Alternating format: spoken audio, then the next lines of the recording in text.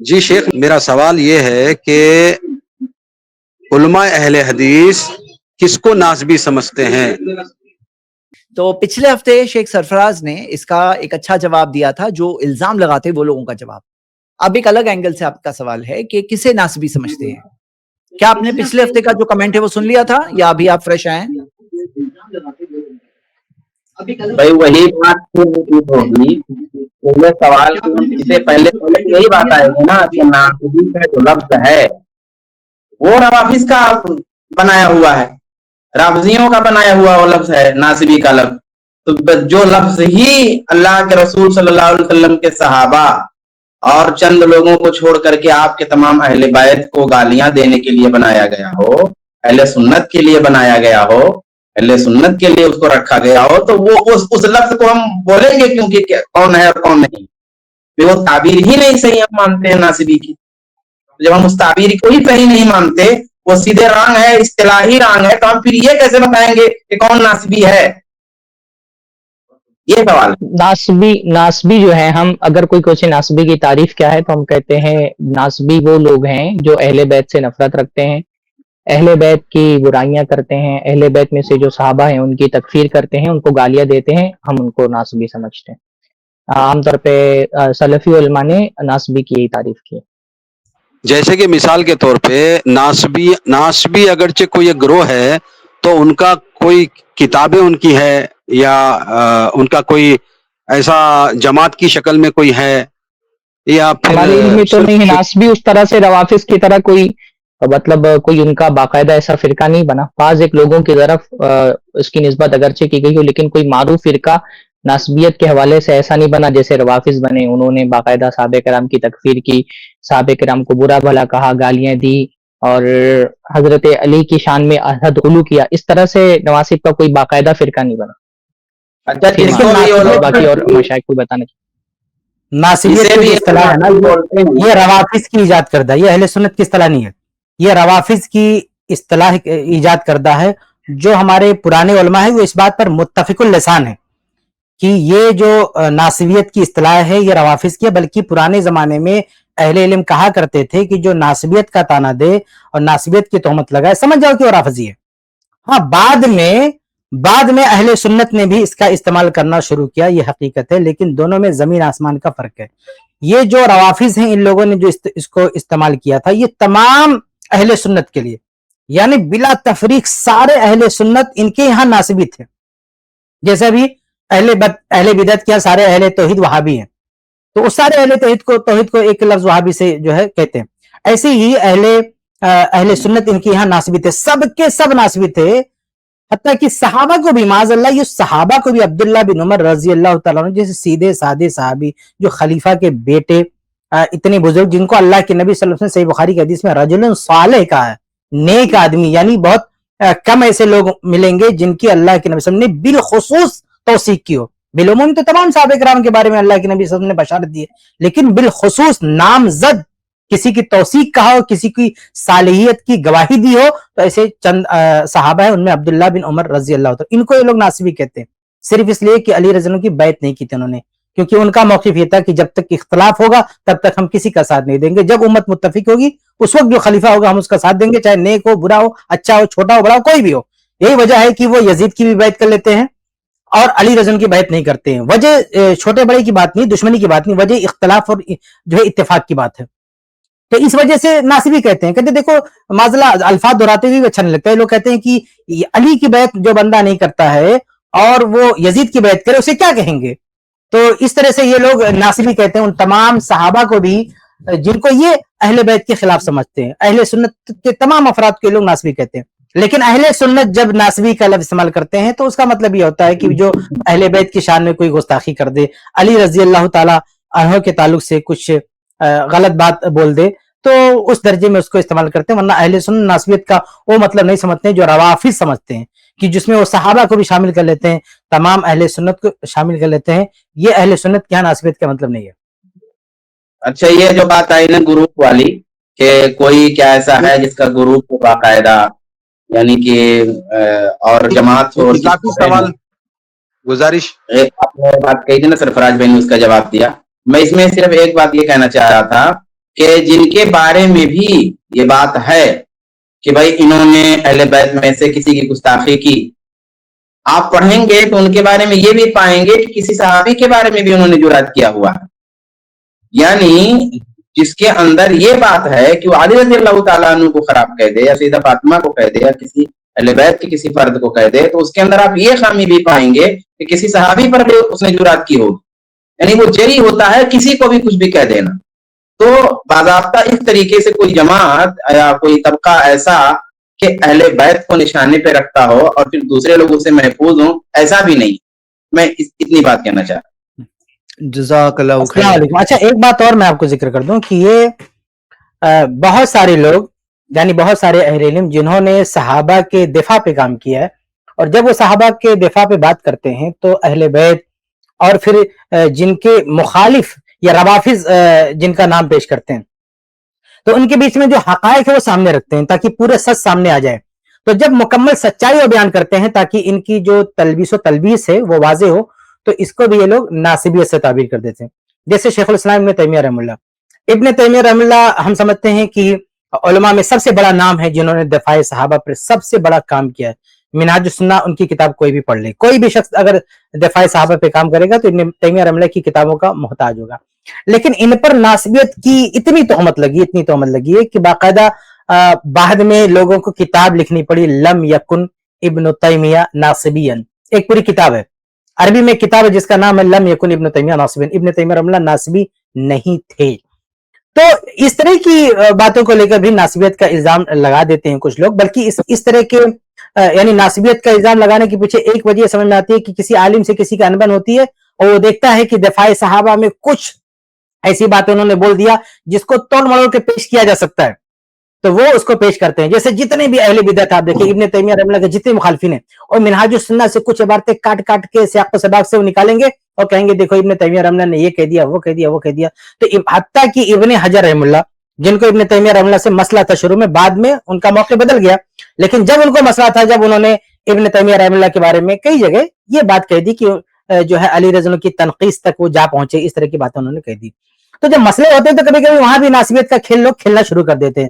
تو یہ سارے پس منظر سے ہمیں آگاہ ہونا چاہیے کہ ناسبیت ہے کیا چیز۔ کچھ لوگ ایسے کھیل تماشے میں جس کو چاہتے ہیں ناسب بول دیتے ہیں۔ جو آدمی جو ہے دفاع صحابہ پہ سب سے بڑا کام کر رہا ہوتا ہے ابن تیمیہ، اس کو بھی ناسب بول ڈالتے ہیں۔ تو ایسے بھی ظالم لوگ ہوتے ہیں، یہ بھی ہم کو سمجھنا چاہیے۔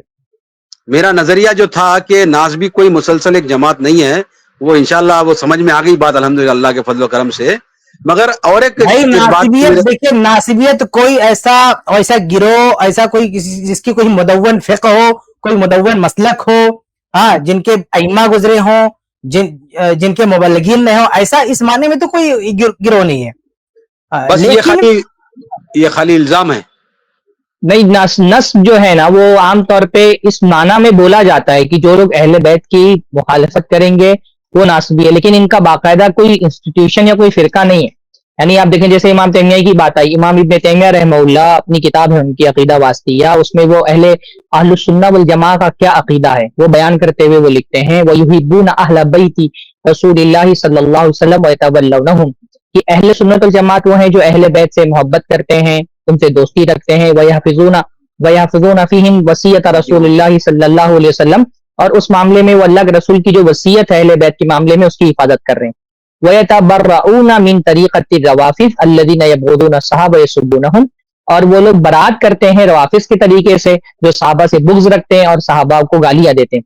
وَمِن طَرِيقَةِ النَّوَاسِبِ الَّذِينَ يُؤْذُونَ أَهْلَ الْبَيْتِ بِقَوْلٍ أَوْ عَمَلٍ، اور وہ نواسب کے طریقے سے بھی برات اختیار کرتے ہیں جو اہل بیت کو ایذا پہنچاتے ہیں اپنے قول و عمل سے۔ وَيُمْسِكُونَ عَمَّا شَجَرَ بَيْنَ الصَّحَابَةِ، اور صحابہ کے درمیان جو اختلافات ہیں ان میں وہ خاموشی اختیار کرتے ہیں۔ تو نسبیت کا لفظ یا نسب کا لفظ یہ ایک معنی کے لیے بولا جاتا ہے، اور وہ معنی یہ ہے کہ اہل بیت سے دشمنی اور بغض رکھنا، چاہے وہ یعنی حضرت منہاج السنہ وغیرہ میں بھی امام تیمیہ نے بات کہی ہے کہ خاص طور پہ حضرت علی کو جو گالی دے یا ان کی تفسیق کرے یا ان کی تکفیر کرے وہ بھی ناسبی ہے۔ تو ایک عقیدے کے لیے ناسبیت کا لفظ تو آتا ہے، یعنی یہ ایک عقیدہ ہے، اور بعض لوگ ممکن ہے کہ اس کے قائل نہیں ہو، اس لیے خاص طور پہ یہ لفظ جو ہے نا وہ ان کے لیے استعمال کر لیا گیا۔ بہت سارے ایسے بھی اصطلاحات ہوتی ہیں جو بعض مرتبہ اہل بدعت کے کسی فرقے کی طرف سے اس کو ایجاد کیا گیا ہوتا ہے، پھر اس کو اہل السنہ ایک اس معنی میں استعمال کر لیتے ہیں. تو یہ معنی تو رہا، لیکن وہ باقاعدہ ناسبیت کو ایک فرقہ ہو روافظ کی طرح، اس کے اب مخصوص عقائد ہوں، کتابیں ہوں، ان کے ائمہ ہوں اور اس کو مدون کیا گیا، ان کی کوئی فقہ ہو، اس طرح سے تو ناسبیت کوئی فرقہ نہیں رہا ہے. عام طور پہ اس لفظ کا عام طور پہ اس کا لفظ کا استعمال جیسا کہ شیخ نے بتایا کہ روافظ اپنے مذموم مقاصد کے تحت کرتے رہے اور وہ اپنے اہل سنہ کو عام طور پہ ناسبیت کا الزام لگاتے رہے. اللہ جواب شروعات جو ہے دونوں باتوں کی شروعات روافظ نے کیا ہے. یعنی صحابہ کی تنقید تو کرتے ہی ہیں، اہل بیت کی تنقید کی بھی شروعات اور ابتدا انہی لوگوں نے ہی کی. جیسے حضرت حسن رضی اللہ تعالیٰ عنہ جب ان کی باتوں میں نہیں آئے تو ان کو مومنوں کو دلیل کرنے والا ان لوگوں نے کہا. تو دونوں چیزیں انہی لوگوں کی ہیں، لیکن چونکہ ان کو اپنا کام کرنا ہے اس لیے انہوں نے ایک نام بنایا ہوا ہے. اور خاص طور پہ جب الزامی جوابات دیے جاتے ہیں، جیسے ابھی سرفراز بھائی نے دیا یا میں نے بھی دیا تھا جناب علی رضی اللہ تعالیٰ عنہ کا حوالہ دے کر کے، تو اب علی رضی اللہ تعالیٰ عنہ کو مثال میں پیش کر کے یا ان کو حوالہ دے کر کے کہ بھی اگر یہ بات آپ امیر معاویہ رضی اللہ تعالیٰ عنہ کے بارے میں کہتے ہو تو پھر یہی بات علی رضی اللہ تعالیٰ عنہ کے بارے میں آ جائے گی، یا یہ بات عمر رضی اللہ تعالیٰ عنہ کے بارے میں کہتے ہو تو یہی بات علی رضی اللہ تعالیٰ عنہ کے بارے میں آ جائے گی. اب ایسے جب مقامات آتے ہیں تو ان مقامات کو کوٹ کر کے یہ کہہ دیا جاتا ہے کہ دیکھیے ناسبیت. تو یہ مطلب اس طرح کی حقیقت ہے اس مسئلے. تو ہم وہ باتیں کوٹ کرنا چاہیے یا نہیں چاہیے؟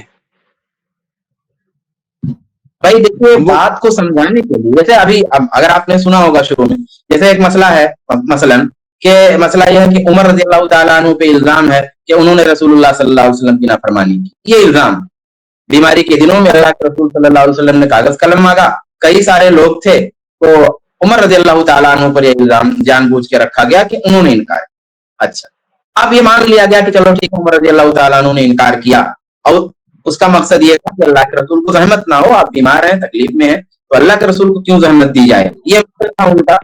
تو اب اس کو سمجھانے کے لیے علی رضی اللہ تعالیٰ عنہ کی مثال دی گئی کہ علی رضی اللہ تعالیٰ عنہ کو رسول گرامی صلی اللہ علیہ وسلم نے صلح حدیبیہ کے موقع پر کہا کہ جب مشرکین اعتراض کر رہے ہیں تو محمد رسول اللہ کا لفظ نکالو اور محمد بن عبداللہ لکھ دو. اب وہاں پہ علی رضی اللہ تعالیٰ عنہ نے یہ فرمایا کہ مجھے یہ گوارا نہیں ہے. اب وہاں بھی ایمان کی وجہ سے انہوں نے کہا تھا، عمر رضی اللہ تعالیٰ عنہ نے بھی جذبہ ایمانی کی وجہ سے کہا تھا. انہوں نے کہا کہ بھئی میرے دل کو ایک ایسے گوارا ہے کہ میں رسول اللہ کا لفظ رسول ہٹاؤں، میرے دل کو ایک ایسے گوارا ہے. تو جیسے علی رضی اللہ تعالیٰ عنہ نے یہاں یہ بات کہی تھی، نافرمانی کا ارادہ نہیں تھا، ویسے عمر رضی اللہ تعالیٰ عنہ نے وہاں وہ بات کہی تھی کہ رسول اللہ بیمار ہے، تکلیف میں، تو آپ کو رحمت دینے کی کیا ضرورت ہے.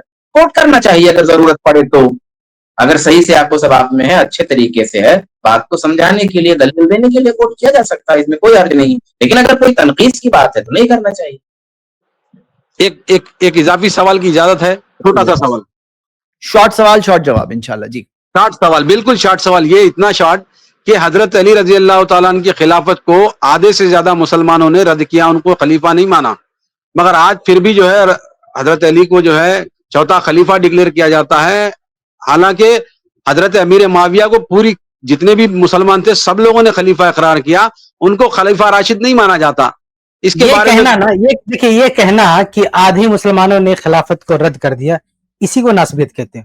یہ کہہ دینا نا کہ لوگ اسی کو کہیں گے ناسبیت ہے، اور حقیقت میں یہ بیان بالکل درست نہیں ہے. یہ بیان بالکل درست نہیں ہے کہ یہ کہنا کہ آدھے مسلمانوں نے ان کی خلافت کو رد کر دیا، یہ بالکل بھی درست نہیں ہے. سمجھ رہے؟ یہ آپ کہہ سکتے ہیں کہ بہت سارے مسلمانوں نے، صحابہ کرام نے سکوت اختیار کیا. خلافت کو رد کرنا اس کو نہیں کہتے ہیں.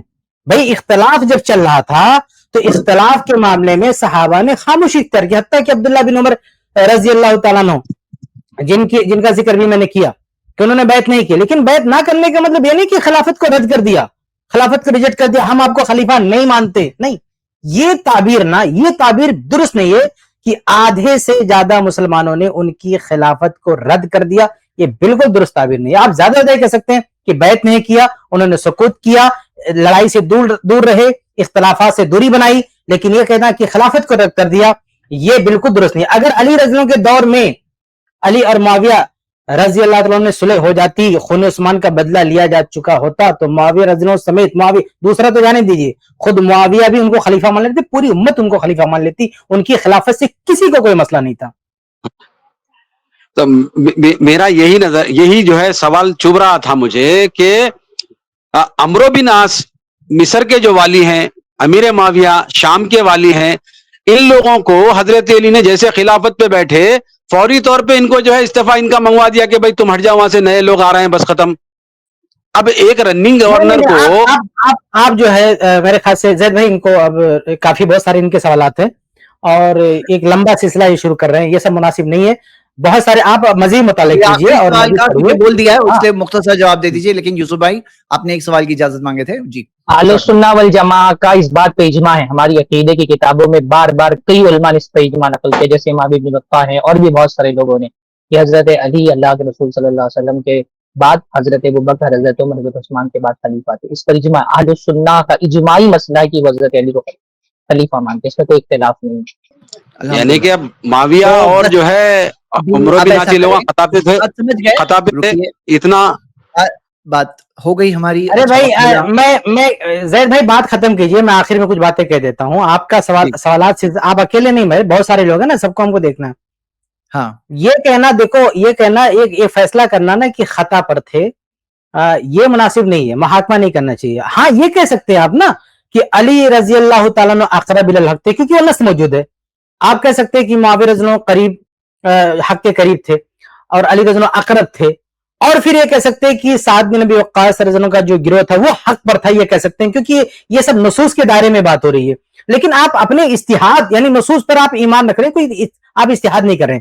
لیکن آپ اجتہاد کر کے اور کہیں کہ کون غلط ہے کون صحیح ہے، تو جہاں آپ کو اجتہاد کرنے کی اجازت نہیں ہے کہ صحابہ کرام کے اختلافات کے بیچ میں آپ کوئی اجتہاد کریں کہ کون صحیح ہے کون غلط ہے، یہ آپ کو حق اس کا نہیں ہے. آپ نصوص کی یعنی اللہ کے نبی کے فرمان کی روشنی میں جو کہنا ہے آپ کہہ سکتے ہیں کہ نبی کی حدیث ہے، اس حدیث کی روشنی میں علی رضی اللہ عنہ اقرب جو ہے ان دونوں گروہ میں سب سے اقرب ہے، حق کے سب سے جو ہے اقرب ہے.